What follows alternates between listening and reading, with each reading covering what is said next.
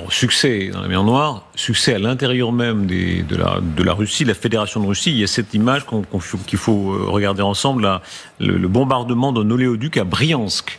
Et on voit que, si on fait les comptes, notre rédaction le faisait cet après-midi, petit à petit, la capacité de production russe en matière pétrolière et gazière diminue. Regardez, on voit les dégâts. Oui, certainement. En particulier, il frappe sur, non pas la production proprement dite, mais sur l'acheminement de ce combustible. Et avec toujours l'idée de s'en prendre directement aux lignes de communication vers le front. C'est essentiel pour éviter que les troupes russes ne puissent continuer à avancer faute de carburant. En tout cas, on a constaté, par exemple, aussi bien sur le front Est que sur le front Nord. Nord, c'est Koursk, l'Est, c'est du côté de Dnepr. C'est essentiellement que les Russes engageaient moins de moyens mécanisés, probablement parce qu'ils commencent à manquer de carburant.